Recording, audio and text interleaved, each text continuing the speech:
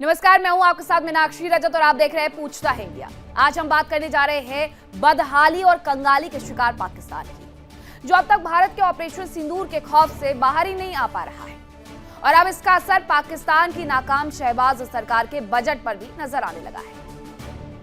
मुनीर की कायर सेना के जवानों का वेतन भी बढ़ा दिया गया है ताकि किसी तरीके से उनका हौसला बनाए रखा जा सके। अब पाकिस्तान की सेना के जवानों की सैलरी करीब 25% तक बढ़ा दी गई है। बताया यह भी जा रहा है कि पाकिस्तान सरकार ऑपरेशन सिंदूर के खौफ से जूझ रहे जवानों का हौसला अफजाई करने में जुटी हुई है और इसीलिए सीडीएफ आसिम मुनीर ने सेना के जवानों और अधिकारियों के वेतन में भारी बढ़ोतरी की मंजूरी दी। यह भी बताया गया है कि एडहॉक रिलीफ अलाउंस में 25% की बढ़ोतरी कर दी गई है, जबकि डिस्टर्बेंस अलाउंस करीब 3 गुना तक बढ़ा दिया गया है। इसके अलावा यूनिफॉर्म अलाउंस और बैटमैन अलाउंस को भी 2 गुना कर दिया गया है। अपने पाकिस्तानी सेना के जवानों को मिले फायदे के बारे में जानकारी हासिल की। अब आपको ये बताती हूं कि पाकिस्तानी सेना को फायदा पहुंचाने के लिए शहबाज सरकार को किस हद तक कॉम्प्रोमाइज करना पड़ रहा है। सरकार के बजट पर भी ऑपरेशन सिंदूर का खौफ साफ नजर आ रहा है। शहबाज सरकार ने साल 2026 से 27 के लिए 18,771 अरब पाकिस्तानी रुपए का बजट पेश किया और पाकिस्तान ने इस साल रक्षा बजट बढ़ाकर के 3,000 अरब पाकिस्तानी रुपए कर दिया है, जबकि पिछले साल ये राशि 2,55,000 अरब पाकिस्तानी रुपए थी। वित्त मंत्री औरंगजेब का कहना है कि सेना को मजबूत बनाने के लिए रक्षा बजट बढ़ाया गया है।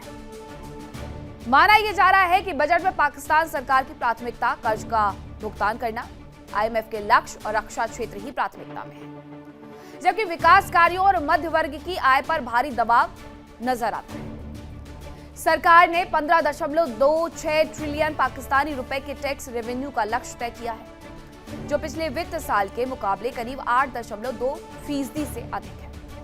साफ है, पाकिस्तान में जनता बेहाल है, फौज बेलगाम है और सरकार बेरहम है। जनता के लिए विकास कार्यों पर खर्च होने वाला पैसा सैन्य जरूरतों के लिए खर्च हो रहा है, लेकिन सवाल यह है कि क्या यह बूस्टर डोज पाक जवानों का हौसला बनाए रख पाएगी। अब सबसे बड़ा सवाल यह कि क्या पाकिस्तान में रक्षा बजट बढ़ाना इतना आवश्यक था कि विकास कार्यों से समझौता कर लिया गया। क्या परेशान जनता की अनदेखी करते हुए सेना का वेतन बढ़ाना शहबाज सरकार की कमजोरी नहीं दिखाता?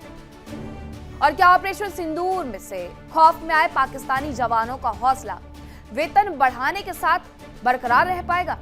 यह सबसे बड़ा सवाल है। तो ऑपरेशन सिंदूर से जो खौफ में आए पाकिस्तानी जवान हैं, उनका हौसला बढ़ाने के लिए वेतन तो बढ़ा दिया गया, लेकिन इसका असर भी देखने को मिलेगा या नहीं देखने को मिलेगा, क्योंकि बार बार ऐसे वीडियो सामने आते हैं जिसमें यह कहा जाता है, यह बताया जाता है कि पिछले 6 महीने से ड्यूटी पर हूं, पाकिस्तान का सैनिक हूं, लेकिन अभी तक सैलरी नहीं आई है। तो इससे फायदा सैनिकों को मिलेगा या ये भी बंदर बाट होने वाला है?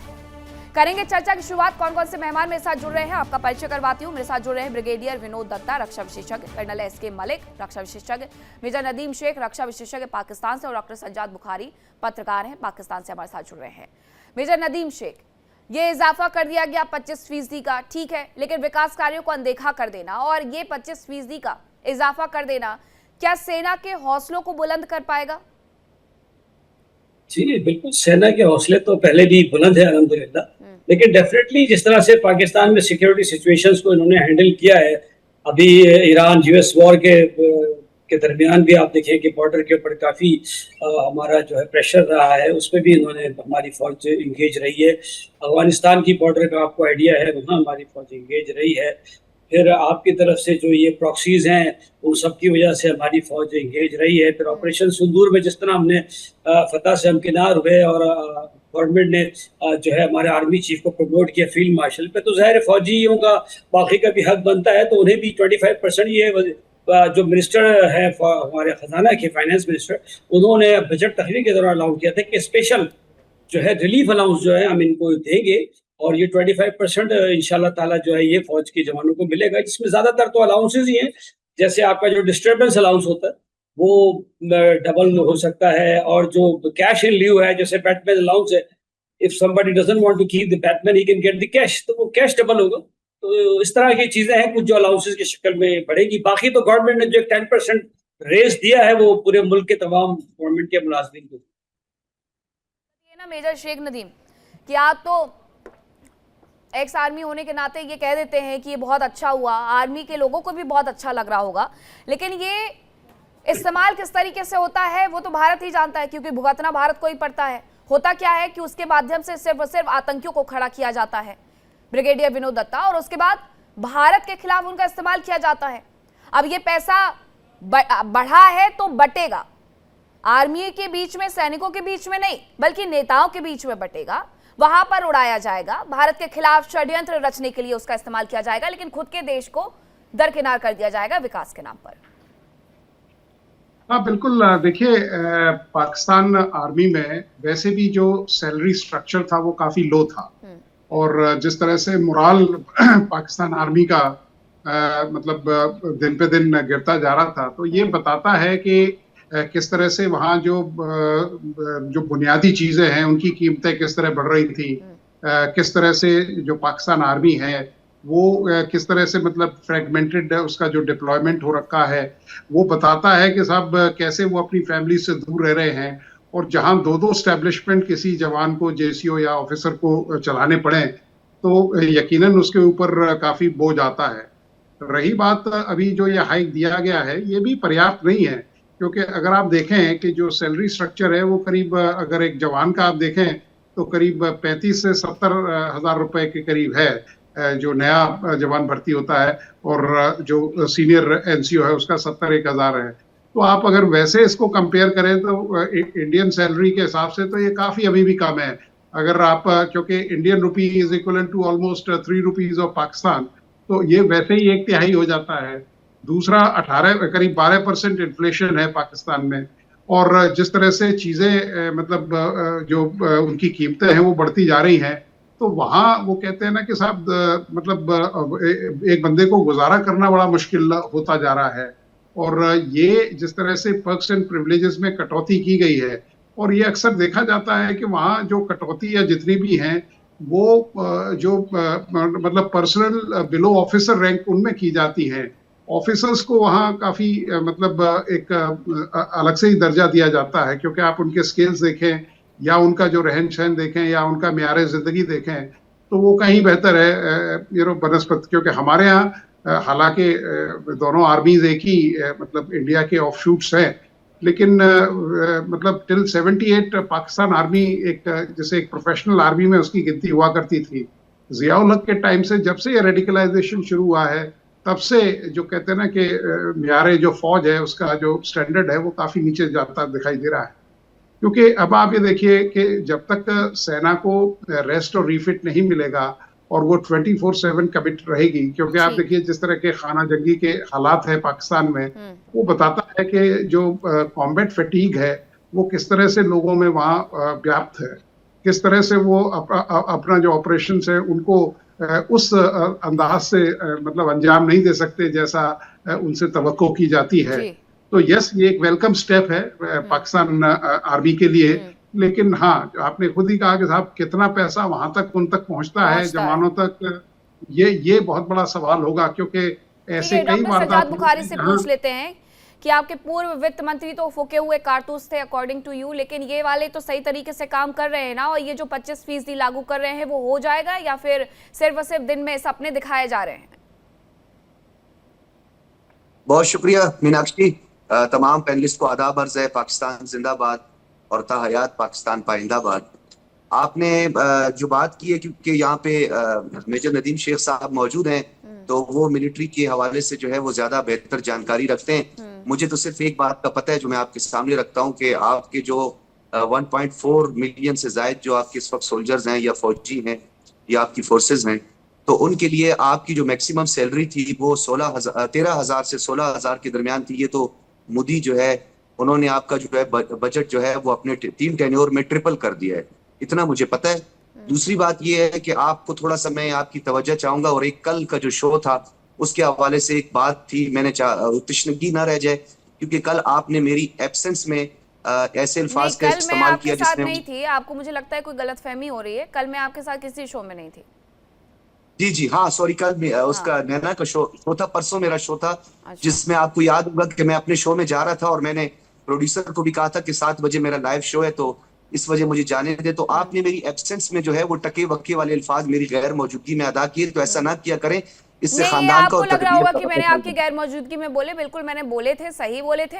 आप उस वक्त चले गए तो नहीं, उसके लिए मैं आपको खींच के आपकी नहीं दो ला टक्की सकती की थी। औकात नहीं है, मुझे आपकी लगता फौज है की भी 2 टक्की की औकात नहीं है। नहीं नहीं, ये तो आपको पाकिस्तान को बाकियों को देख करके वही लगता होगा, क्योंकि पाकिस्तान की भी तो वही हरकतें हैं, पाकिस्तान की भी वही औकात है, तो बाकियों को भी वो उसी नजरिए से कंटेंट पे आ देखेगा। जाते हैं ना, मुझे उस आप बात से कंटेंट पे कोई आ फर्क जाते हैं, पड़ता नहीं है, है ना कंटेंट पे डॉक्टर आ जाते सज्जाद हैं, बुखारी, कंटेंट पे मुझे आ उस बात जाते से हैं, कोई फर्क पड़ता नहीं कंटेंट पे है। आ जाते हैं। जो पत्रकार नहीं हो आप करके अपने यहाँ के वित्त मंत्री को फुका हुआ कारतूस बोले, उस व्यक्ति की पत्रकारिता पर अगर सवाल ना उठाऊं तो फिर कैसी पत्रकारिता? 20 साल का तजुर्बा रखने वाले, मीनाक्षी, आप दाढ़ी मेरा जवाब सफेद भी हो सुन गई, लेना, और ये नहीं मेरा पता कि जवाब अपने सुन यहाँ ले, के मुझे वित्त पता है मंत्रियों आपको के लिए किस मसला हो तरीके गया के है। शब्दों का इस्तेमाल किया जाता है, और पत्रकारिता का पार्ट पाकिस्तान पढ़ाएगा। बहुत बढ़िया। जी अब आप जरा ये जी बताइएगा कि हमारे यहाँ तो ट्रिपल कर दिया गया, आपके यहाँ ऑपरेशन सिंदूर के बाद आप इतना डर गए हैं, इतना खौफ में आ गए हैं कि हौसला अफजाई करने के लिए ये कर रहे हैं जो पिछले कई सालों में नहीं कर पाए। मीनाक्षी, आपने बहुत सारी बातें इकट्ठी कर ली हैं, आपने दिल की अपनी भड़ास निकाल ली है। मैं दिल की भड़ास नहीं निकालूंगा, सिर्फ एक आपको ये जवाब दूंगा कि अगर आप रेटिंग पे चली जाएं पूरी दुनिया में, तो जरा अभी अभी गूगल करें, या आपके मेहमान भी गूगल करें। दुनिया में तीसरे नंबर पर फादरलैंड के सोल्जर जो है सुसाइड कर रहे हैं, 10वें नंबर पर आप सुसाइड कर रहे हैं। उनको दाल खिला खिला के खुदकुशियां करवाते हैं, गोश्त खिलाया करें उनको। मैंने पहले कई दफा आपको ये बात कही है, वो वीडियोस बना बना के सोशल मीडिया पे कहते हैं कि ये हमें दाल खिलाते हैं, इतना पानी डालते हैं कि हमें पूरा हाथ भी अंदर करें तो दाल तक हमारा हाथ नहीं पहुंचता। ये तो कहाँ से आपने देखते अपनी हैं फौज आप? को इतना मोबाइल हमारी डाउन किया है। नजरिए में तो नहीं आता, हमारी नजर में भी नहीं आता।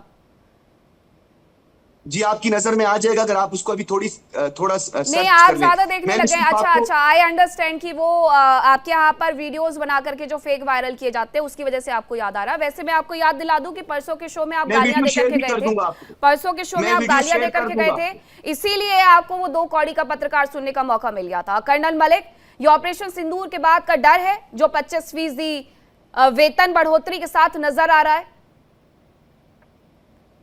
मीनाक्षी, देखिए, एक अलग ही वर्ल्ड है जो इस जमीन के ऊपर, दैट इज कॉल्ड पाकिस्तान। उनकी अपनी दुनिया है, वे अपनी कहानी बनाते हैं, अपनी स्टोरी बनाते हैं, वे वीडियो बनाते हैं और उसी को सच समझ लेते हैं। ये आपको भी पता है। एक झूठ को आप 10 बार बोलोगे तो वो लोगों को जो है वो सच लगने लगेगा। देखिए, वो अपनी सैलरीज को क्या बढ़ाते क्या नहीं है, इनका मसला है। हम तो इतना ही चाहते हैं कि देखिए, ठीक है, उनके भी सोल्जर्स हैं, उनको अगर वो अच्छी लाइफस्टाइल दे सके तो बहुत अच्छी बात है, नथिंग। पर प्रॉब्लम ये है कि वो यहाँ नहीं देने। उनकी अधिकारी जो कैटेगरी है, अधिकारी कैटेगरी कितनी है उनकी, तो एक तरह से इंडस्ट्री चलाते हैं वो लोग तो वहां पे। अगर हम दोनों देश एक ही रूट से कटे हुए हैं, बेसिकली दोनों देशों की सेनाएं एक ही देश से चली गई, एक ही इथोस हैं, एक ही रैंक स्ट्रक्चर है, अमेरिका की दी गई ब्रिटेन की दी हुई सेम लेगेसी है। तो आज हमारे देश और उनके देश में अगर बात करें, हमारे यहाँ तो जब आदमी रिटायर होता है तो उसके पास अपना नॉर्मल जीवन यापन के लिए एक वो होता है। लेकिन पाकिस्तान के जो अधिकारी लोग हैं, पाकिस्तान के अधिकारी लोग तो इतने एफ्लुएंट होते हैं, उनके पास तो देखा जाए प्लॉट है, घर है, सब कुछ ले लेते हैं। उनकी not only that, fertiliser factory वो चलाते हैं, टेक्सटाइल फैक्ट्री में उनका से है, उसके अलावा रेवेन्यू में उनका से है। उनका तो कोई सिस्टम ही नहीं चलता विदाउट आर्मी के लिए। खैर, मैं कमी नहीं निकालना चाहता, उनका सिस्टम उनको मुबारक। इतना जरूर कहना चाहता हूं कि प्रोफेशनल आर्मी का काम होता है अपने देश की रक्षा करना और उस पर ध्यान देना, और वो अपने उसी प्रोफेशन के अंदर अपने आप को एक्सेलेंस में आगे करना। अब हमारे यहाँ पे जितना डिफेंस बजट है ये पूरी दुनिया को मालूम है, हम किसी से नहीं रखते। पाकिस्तान के पास क्या है, जो पैसा आता है बजट के अलावा भी, जो उसके 20 साल के बीच में पैसा आएगा, लेकिन वो पैसा काफी डाइवर्ट होता है दूसरी एक्टिविटी में, जिसमें आतंकवादी गतिविधियां है, आतंकवादियों के घरों को पैसा देना, आतंकवादियों के उनके जो बेसिकली उनके मकसदों को उनके घरों को, जैसे कि कसाब था, कसाब वाले के घर वालों को पैसा देना, जो कि पंजाब प्रांत में रहता था, उसका फरीद नगर या फरीद कुछ ऐसा कुछ करके गांव था। कहने का मतलब है कि अगर ये पैसे को ठीक से लगाए, अपने जवानों के लिए लगाए, उनके वेलफेयर के लगाए, तो इसमें किसी को हर्ज नहीं है। बात ये होता है कि पाकिस्तान के अंदर जो एक खासकर एक ऐसा ग्रुप है कि जो अपने फंड्स को डाइवर्ट करता है दूसरी एक्टिविटीज के लिए, नाम देता है उनको डिफेंस बजट या दूसरी इस टाइप का लीगल हेड देता है।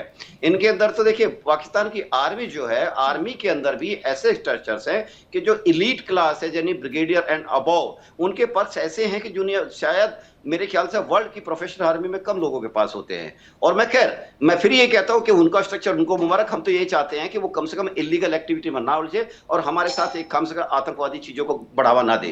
जी मीनाक्षी। ठीक है। मेजर नदीम, पिछले दिनों एक तस्वीर, एक वीडियो बहुत जबरदस्त तरीके से वायरल हो रहा था जिसमें एक सैनिक ये बताने की कोशिश कर रहा था, पाकिस्तान का एक सैनिक था, कि 6 महीने से कोई सैलरी नहीं मिली है। यानी इसकी जरूरत बहुत पहले से थी, लेकिन अब जाकर के ये पूरी मांग हो पा रही है। एसके मलिक साहब ने बहुत अच्छी बातें की और यही कहा कि अगर ये किसी की वेलफेयर है, सोल्जर्स की है, same type of legacy army है, तो ये होना चाहिए। और ये दोनों आर्मी ऑफिशियल्स हैं, both of them bear me out, कि it is not at all possible कि किसी को सैलरी ना मिले, क्योंकि ये सैलरी जो है ये एक अलग डिपार्टमेंट का हेडेक है और वो ये बैंक में आती है, चाहे सोल्जर की हो, चाहे जनरल की हो या चीफ ऑफ आर्मी स्टाफ की। हमारे तमाम सैलरीज जो है डिस्पर्स होती है, कहीं पर भी इस तरह से कैश नहीं दिया जाता कि सैलरी नहीं, उसके अकाउंट में ऑटोमेटिकली डिस्पर्स होती है और ये खजाने से आता है। और ये जो आर्मी का बजट होता है, it is part of that. इसमें आप डिस्पर्स में, इसमें आप कोई जो एम्बेजलमेंट और कोई ये गबन और इसके पैसे में कुछ नहीं कर सकते। ये दोनों मिलिट्री ऑफिसर्स इस बात को अच्छी तरह से जानते हैं। हाँ, जो बजट है, प्रोजेक्ट्स हैं, बाइंग ऑफ इक्विपमेंट है, मटीरियल है, उसमें लाइकली चांसेस हो सकते हैं। और लेकिन आप देखिए कि इस मीगर रिसोर्सेज के बजट में, आप हमारा बजट ही सुन ले तो आपको हंसी आएगी, शर्म आएगी। लेकिन अल्हम्दुलिल्लाह इस मीगर रिसोर्सेज के साथ देखिए $8 बिलियन का बजट, अभी जो हमारा बजट हुआ है वो 1804 अरब रुपए का है, यानी 18 खरब रुपीस का, 1804 अरब रुपए का। इससे पिछले, और ये जो अभी इंक्रीज हुआ है जो आप बात कर रहे हैं, इसमें 204 अरब रुपए की सिर्फ 220 अरब रुपए की। आपने एक बार बताया था इसी डिबेट में, तो मेजर नदीम शेख, इसी के साथ एक और सवाल ले लीजिए। आपने एक डिबेट में मुझे ये भी बताया था कि आप स्टूडेंट्स को पढ़ाते भी हैं, तो आप जरा मुझे ये बताइए कि ये बजट जो इतना बड़ा बड़ा घोषित किया गया है, ये आएगा कैसे? देखिए अल्हम्दुलिल्लाह पाकिस्तान के अंदर तो ये बहुत ही कम परसेंटेज है जो आर्मी इस वक्त भी इनको यूटिलाइज करी। मैं वही आपको बताना चाह रहा था कि टोटल 1804 खरब रुपए का बजट है पूरी आर्मी का। इसमें एयरफोर्स, नेवी और पाकिस्तान आर्मी शामिल है। पाकिस्तान आर्मी का जो बजट है, अगर आप बात कर रहे हैं जिससे आप लोग ज्यादा डरते हैं, तो वो जो है वो 824 अरब रुपए का, 824 अरब रुपीस पाकिस्तानी रुपए की बात कर रहा हूँ। आपके मुकाबले में देखा जाए आप लोग का $96 बिलियन का बजट है, अगर हम डॉलर्स में करें तो पाकिस्तान का $8 बिलियन का बजट। बट रिस्पांस देखें आप, प्लीज इस रिस्पांस को कंपेयर करें। ऐसी बात नहीं है, मैं खुद फौज में देखे सर्व किया है और अल्हम्दुलिल्लाह देखिए मैं खुद इंडिया से माइग्रेट हुआ हूँ, फैमिली से हूँ, उर्दू स्पीकिंग, लेकिन मैंने वहां पे बहुत सी बातें सुनी, तासुब, रेसिज्म, पैसा, लेकिन मैंने कोई ऐसी चीज देखी। मैंने हेडक्वार्टर्स में सर्व किया एज एसओ, कोर कमांडर्स के साथ। मैंने chief of the army staff secretariat में सर्व किया एज एसओ। तो अल्हम्दुलिल्लाह आई हैव नॉट सीन, ये अच्छी तरह जानते हैं, ये दोनों ऑफिसर्स भी रहे कि कंट्रोल, मॉनिटरिंग बहुत सख्त है। इन इदारों में इस तरह की चीजें होना छोटे लेवल के ऊपर, खासतौर पर बहुत हाई लेवल पर भी बहुत मुश्किल है, बिकॉज हर चीज में लोग, सोल्जर्स इन्वॉल्व होते हैं। ठीक है, ब्रिगेडियर दत्ता इसका जवाब देंगे। जी, मैं मेजर नदीम की बात से मतलब इत्तेफाक रखता हूँ, क्योंकि देखिए आई ऑल्सो मैं उनका एहतराम करता हूँ और एक सोल्जर होने के नाते, क्योंकि देखिए कोई भी ऑफिसर ऐसा है कि उसका सबसे पहले एम ये रहेगा कि साहब मेरे जवानों को जो उसके मतलब जो उसका हक है या जो उसके हुकूक हैं वो उसको मिलने चाहिए। क्योंकि मैंने जैसे पहले ही कहा था कि भाई दोनों जो सेनाएं हैं वो इंडियन जो आर्मी थी एस्ट्रोइल, उसके ही ऑफशूट हैं। तो यहाँ सबसे पहले यही सिखाया जाता था, अभी भी हमारे इंडियन मिलिट्री एकेडमी में यही कहा जाता है कि you see the nation comes first, then second priority is given to the the men you command, and last is always as an officer your own safety, honor and your welfare. तो इसमें सबसे, लेकिन unfortunately क्या है कि जो Pakistan army का जो कहते हैं ना कि पॉलिटिसाइजेशन इतना हो चुका है और उनको इतना खून लग चुका है, क्योंकि देखिए हर जो तिजारत है उसमें पाकिस्तान आर्मी के जो सीनियर अफसरान हैं उनका उसमें शेयर है। आप देखिए एनएलसी है जो उनके जो नेशनल लॉजिस्टिक सेल है, उसके अंदर इस तरह के कई मतलब देखिए जहां आदमी होगा भ्रष्टाचार होगा, लेकिन इस तरह से डायरेक्ट इन्वॉल्वमेंट जो है वो मतलब एक काफी चिंता का सबब है, क्योंकि किसी भी आर्मी के लिए सबसे बड़ी देखिए उसका जो चैलेंज रहता है वो रहता है उसकी सैलरीज और पेंशन। इंडियन आर्मी भी काफी उस पर गौर और चिंतन कर रही है, क्योंकि कैसे किसी आर्मी को मॉडर्नाइज किया जाए। तो यहाँ सबसे बड़ी चीज ये रहती है, क्योंकि अब एक वो कहते हैं ना कि हर देश के पास एक आर्मी होती है। पाकिस्तान एक ऐसा मुल्क है जिस आर्मी के पास एक देश है। तो ये जो कहते हैं कि साहब अब उनको इस तरह से वो हो गया कि साहब हर चीज में हमारा शेयर होगा, हर चीज में हमारा दखल होगा, हर चीज में हम कंट्रोल करेंगे। तो वहाँ वो कहते हैं ना कि वहाँ प्राइम मिनिस्टर इलेक्ट नहीं होते, वहाँ प्राइम मिनिस्टर सेलेक्ट होते हैं। उनका इंतखाब नहीं होता, उनका सिलेक्शन होता है। तो वो जहाँ इतना इन्वॉल्वमेंट होगा तो यकीनन, क्योंकि आप देखिए ड्वाइट आइजनहोवर ने एक चीज कही थी, he was one of the very very honest person. When he was general in the army, he wrote to US President that I am on this assignment, I may please be moved out. तो उन्होंने कहा क्यों, क्या बात हो गई? उन्होंने कहा कि sir people have started offering money to me. तो he says but we all know that you are above board. तो he says लेकिन जितना पैसा वो ऑफर कर रहे हैं, I may start thinking on those lines. So before you see my honesty gets dwindles, I should be moved out of this place. तो ये एक सोल्जरिंग का इथोस है, क्योंकि यहाँ आप देखिए कोई भी सेना जो है वो वहाँ के जो जवान होते हैं, जेसीओज होते हैं, और जो उसकी अच्छी बेहतरीन लीडरशिप होती है, उसके ऊपर उसको किसी भी ऑपरेशन में कामयाबी मिलती है। बिल्कुल। क्योंकि आप देखिए किसी जवान को आप जब कहते हैं तो उसके मतलब आप इससे ये नहीं कह रहे हैं कि साहब कि किसी मॉल में चलते हैं या किसी पिकनिक पे चलते हैं। जब आप वहां से गोलियां आ रही होती हैं, जब आप उसे कहते हैं कि हाँ yes you have to lay down your life, तो वो आपको तभी फॉलो करेगा जब उसमें मुकम्मल ट्रस्ट होगा।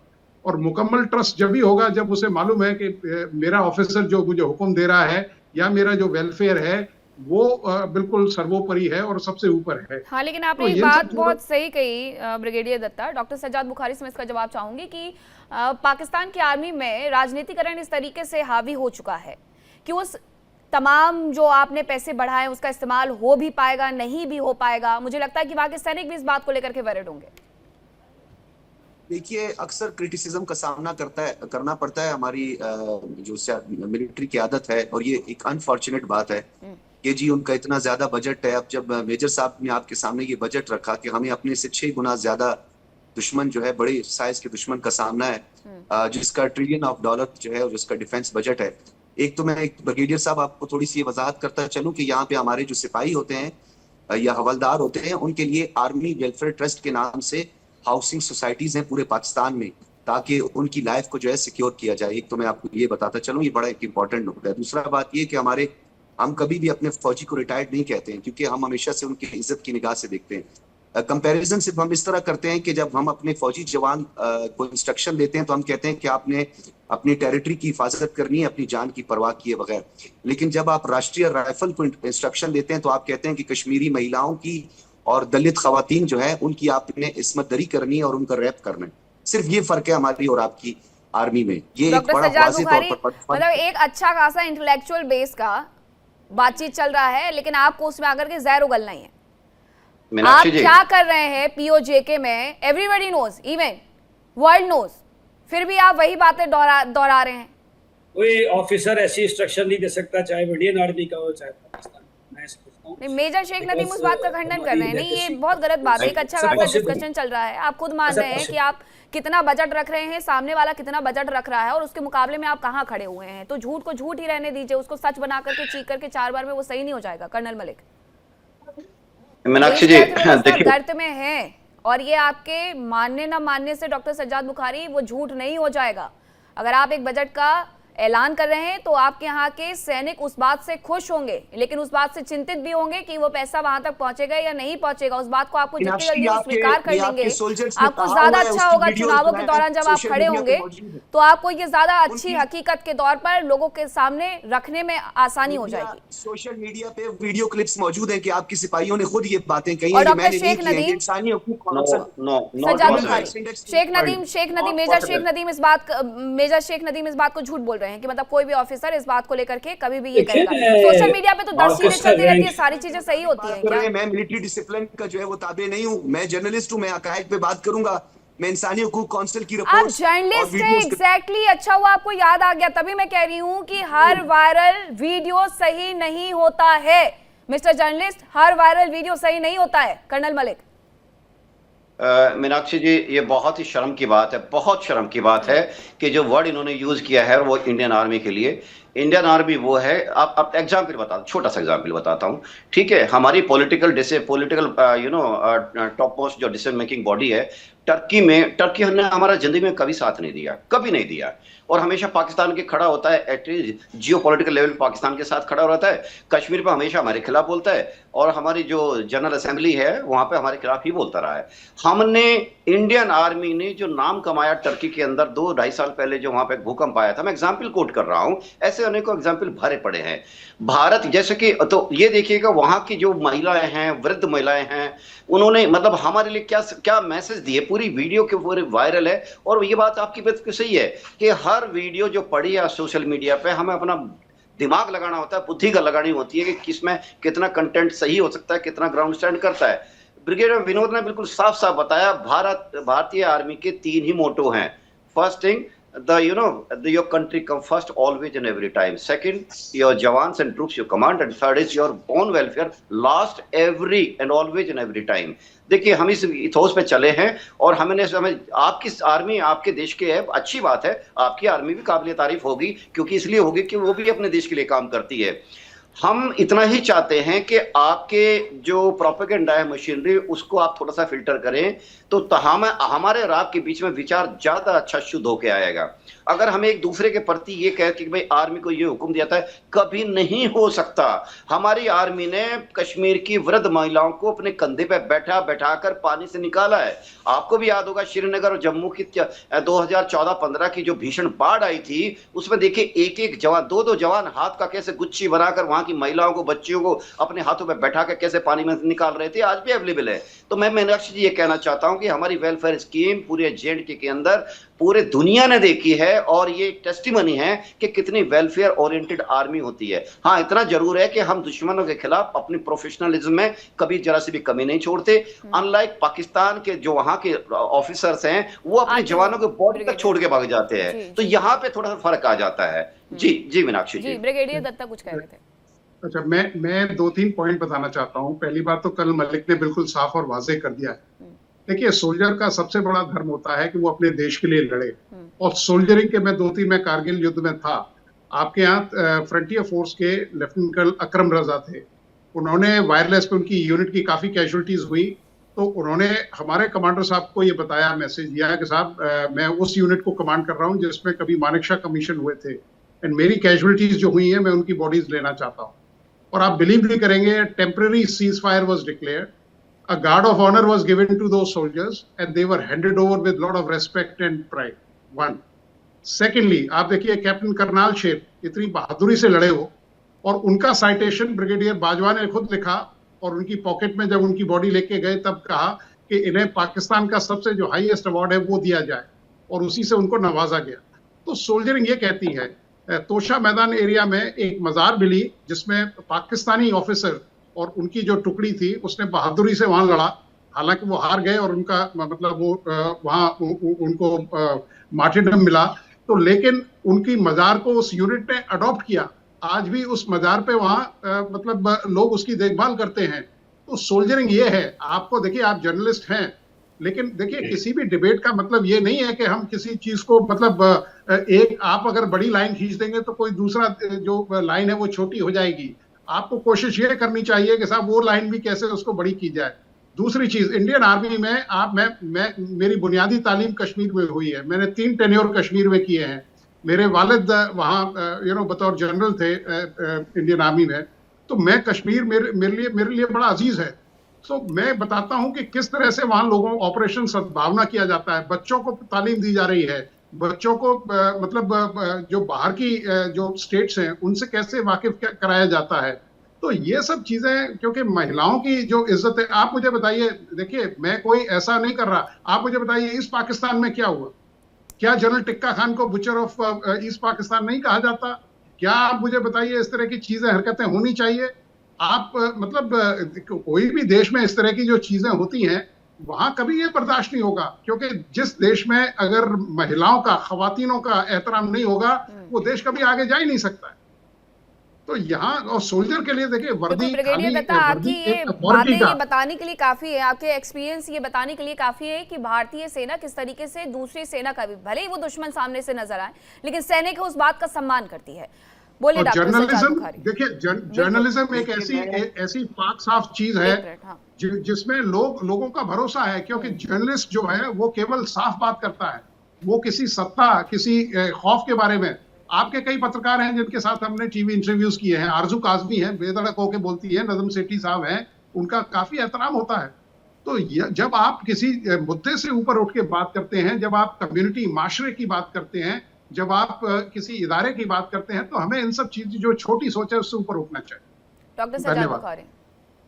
ब्रिगेडियर साहब, मैं चाहूंगा नदीम शेख साहब भी, क्योंकि नदीम शेख साहब जो हैं वो मैं बहुत उनका एहतराम करता हूं, और मुझे बहुत अच्छा लगा कि क्रिटिसिज्म ऐसा होना चाहिए कि वो अपने लोगों पर भी क्रिटिसिज्म होना चाहिए। लेकिन मैं एक छोटी सी गुजारिश सिर्फ ये करना चाह रहा हूँ कि मैं जो इलीगली ऑक्युपेशन में जो कुछ होता रहा है और जो रिपोर्ट्स आती रही हैं, पूरी दुनिया जो है उसकी गवाही देगी कि किस तरीके से जो कश्मीरी खवातीन के साथ जो सलूक रवा रखा गया है, जो वाकयात, अफसोसनाक वाकयात हुए हैं। मेरे पास कपवाड़ा के वाकयात जो है उनकी भी तमाम तफसीलात मौजूद हैं। श्रीनगर के अंदर इवन के जो कुछ होता रहा, जिस तरीके से घरों में दाखिल होकर होता रहा, ये यासीन मलिक, और बल्कि यासीन मलिक को छोड़ दें, अली गिलानी साहब जो है, उनकी आप मुताबिक तकारीर निकाल कर देख लें, उन्होंने इस चीज को मेंशन किया है। तो सैयद अली गिलानी साहब का ताल्लुक जो है वो कराची से, लाहौर से, कोयटा से या पेशावर से नहीं था, ठीक है।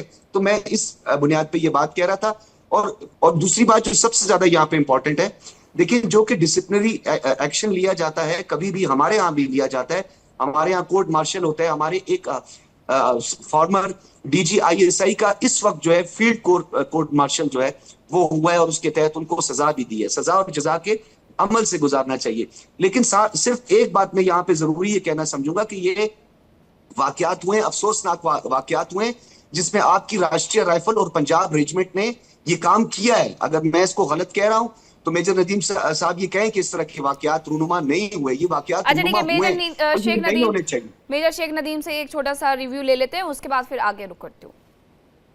देखिए, बिल्कुल डॉक्टर सज्जाद ने भी जो बात की है वो वजह है कि जिस वक्त, देखिए, मैंने ये बात की थी कि कोई ऑफिसर, क्योंकि उसकी एक प्राइड होती है, दोनों मिलिट्री ऑफिसर्स बैठे हैं, वो इस तरह की कमांड ओपनली तो नहीं दे सकता। लेकिन जब किसी जगह पे कोई फसाद होता है, कोई जंगी मामला होता है, तो ये हमारे जो सोल्जर्स हैं उनमें इस तरह की वो बात हो सकती है। उसमें ब्लैक शीप्स भी होते हैं जो इस तरह की हरकतें करते हैं। जैसे आपने बताया कि घरों में अगर घुसे हैं तो वो ये इस तरह की हरकतें भी कर सकते हैं, वो और भी दूसरी उनका मुख्तलिफ, उस वक्त एक फसाद किसी कैफे से होती है। जिस तरह इन्होंने बात की कि ईस्ट पाकिस्तान की भी, दो के वहाँ ईस्ट पाकिस्तान में इस तरह बहुत ज़्यादा एक्सेजरेट किया। मैं हमेशा उनसे कहता हूँ कि आपकी जो राइटर है, दुनिया की जो सबसे बड़ी राइटरों में शुमार होता है उसका, शर्मिला बॉस, उसकी आप बुक पढ़ें तो वो बताएगी कि जनाब वहाँ पे इस तरह की चीज़ें कितनी हुई हैं। क्योंकि उसकी बुक का नाम ही जो है ना डेड रेकनिंग है, यानी डेड की काउंटिंग, के कितने डेड हुए, कितने रेप हुए, उसने वो काउंट किया, तो वो उससे आइडिया हो जाता है। लेकिन ये कहना, मैं ये नहीं मान सकता कि कोई ऑफिसर खड़ा हो, कोई जर्नैल खड़ा हो अपनी पूरी फौज के सामने और वो कहे कि जाओ जी, और ये जब दोबारा है, और ये क्योंकि ये तमाम चीजें सिर्फ राजनीतिक नेताओं के हवाले से ही आती हैं। नेताओं को आरोप लगा करके, प्रत्यारोप लगा करके बहुत सारे चुनाव भी जीतने होते हैं। डॉक्टर सज्जाद बुखारी, ये आपके लिए था। बिल्कुल, आर्मी में इस तरह से चाहे इंडिया के ऊपर, हाँ,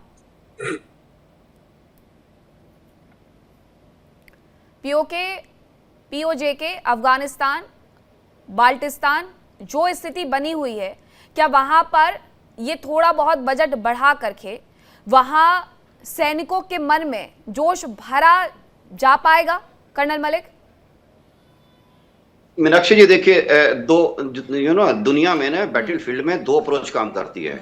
एक अप्रोच ये होती है कि ओके, आप अपनी सोल्जर्स के बीच में है और आप उनको ये कहते हैं just follow me, don't worry, just follow me. Officer हो सकता है उसमें ऑफिसर भी ना बचे या जवान भी ना बचे, और हो सकता है सभी बच जाए। एक अप्रोच ये होती है कि चलिए आप चलिए, मैं सब कंट्रोल कर रहा हूँ, मैं देख रहा हूँ। इन दोनों अप्रोच का फर्क समझिए। इंडियन आर्मी का अगर बात करें कि एक पहले सेकंड लेफ्टिनेंट होते थे, अभी लेफ्टिनेंट से हायरार्की शुरू होती है। लेफ्टिनेंट से लेकर एंड तक जब तक उसकी आर्मी की लाइफ कैरियर चलता है, वो हमेशा lead from the front end lead with the example काम करता है। बेसिक यही बात है। हमने जितना, मुझे नहीं पता पाकिस्तान के मेरे मेहमान बता पाएंगे उनके अंदर इथोस क्या फॉलो होता है, लेकिन इतना जरूर करता हूं कि जो पाकिस्तान के जितना सुनते हैं हम, दे कैन क्लैरिफाई कि जितना हम सुनते हैं कि वहां का चूंकि textile industry, real estate industry, fertiliser industry, इतना ज्यादा पाकिस्तान की जो टॉप ब्रास इन्वॉल्व है उनके अंदर, मेरे ख्याल से ये शायद उनके प्रोफेशनल उसमें एक रोड़ा है और उनके सैनिकों को एक तरह से कॉन्फिडेंस देने के लिए ये चीज अल्टीमेटली कहीं ना कहीं उनके मोरल को अफेक्ट करती है। क्योंकि जब एक सोल्जर देखता है, जेसीओ देखता है कि मेरा पोस्टिंग्स कहाँ है, जी फर्टिलाइजर में एमडी बने हुए हैं, डिप्टी एमडी बने हुए हैं फर्टिलाइजर फैक्ट्री के अंदर। लेकिन हमारे यहाँ क्या सिंपल प्रोफेशनल इतना है कि please get on to your job and the day you retire please go to your home. जी मीनाक्षी। ब्रिगेडियर दत्ता, बलूचिस्तान में क्या होता है ये तो पूरी दुनिया जानती है। अभी कुछ दिनों पहले ही एक बलोच नेता को बिना किसी सुनवाई के ही उम्र कैद की सजा सुना दी जाती है। तो जब वहां पर इस तरीके के कोर्ट मार्शल किए जाते हैं, महिलाओं के साथ इस तरीके से बदसलूकी की जाती है, तो फिर वो लोग कौन होते हैं? मीनाक्षी, आपने अभी जो साहब बात कर रहे थे, मैं इसमें बड़ा ही अहम नुक्ता बयान करना चाहूंगा। हर स्टेट के, हर प्रोविंस के, हर रीजनल कंट्रीज के अपने अपने डायनामिक्स होते हैं। क्या हमें पाकिस्तान से लेकर अब तक, चाहे वो सोवियत यूनियन वार की हम बात करें, अफगानिस्तान के अंदर हॉस्टाइल इंटेलिजेंस एजेंसीज की बात करें, या हमारे जो अपने डायनामिक्स हैं, उसकी बुनियाद पर जो है हमने अपनी फोर्सेस को जो है वो एक्स्ट्रा ऑर्डिनरी मेजर्स के लिए खुद इस हवाले से परमिशन दी हुई है। और आपको पता है, अगर हमारी इंटेलिजेंसिया का या इंटेलिजेंस नेटवर्क का अगर मदाखलत ना हो तो हमें बहुत इसका नुकसान उठाना पड़ सकता है। तो हम गैर मामूली फैसले करते हैं और हमारे डायनामिक्स, लेकिन अपने लोगों को उठा करके आप बलोचों के साथ यही कर रहे हैं, आप पीओजेके में भी यही कर रहे हैं, फिर उसको आप ये कहें कि अगर हम ऐसा नहीं करेंगे तो हमें नुकसान हो जाएगा, और आप उदाहरण फिर यहाँ कश्मीर के देने बैठ जाते हैं। ब्रिगेडियर विनोद दत्ता जी, ये जो बलोच में अभी एक महिला नेता को बिना किसी कोर्ट में गए, बिना किसी सुनवाई के उम्र कैद की सजा सुना दी गई। बलूचिस्तान में महिलाएं चीख चीख करके कह रही हैं, फ्रांस की एक महिला पिछले 12 सालों से उसे वहां पर रखा हुआ है। नहीं, इसका सच अगर आपके पास होता तो आप दुनिया भर को बताते, लेकिन आपके यहाँ से जिस तरीके से खबरें आती हैं कि बलोच में आप महिलाओं के साथ क्या कर रहे हैं, वो पूरी दुनिया जानती है। किस तरीके से स्कूली बच्चों के पानी के साथ क्या किया जाता है, ये पूरी दुनिया जानती है, और आप यहाँ के उदाहरण दे रहे हैं। जिसके घर खुद के शीशे के हैं वो हाथों में पत्थर लेकर के चला है। हद बात है। ब्रिगेडियर विनोद दत्ता, देखिए ऐसा है कि अगर देखिए बलूचिस्तान में जो सूरत हाल है, और अगर महिलाओं को हथियार उठाने की जरूरत पड़ जाए तो उस देश के लिए ये बड़ी शर्मनाक बात है।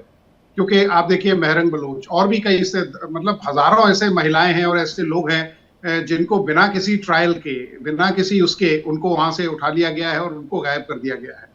देखिए पाकिस्तान को तारीख से समझना चाहिए। जो ईस्ट, अरे सुन तो लीजिए, आप सुन लीजिए, आपको हम बता रहे सुन लीजिए। सारा फॉल्स है, वन साइडेड है सर, ये वन साइडेड आप बात कर रहे हैं।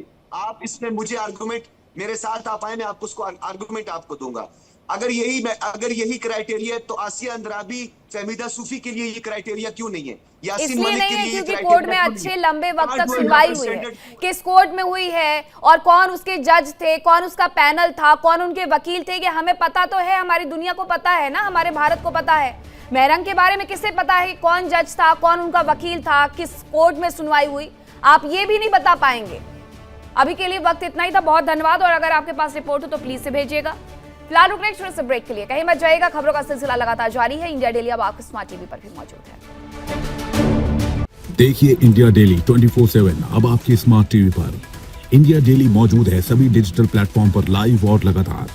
इंडिया डेली 24/7 हर दिन राष्ट्र को समर्पित।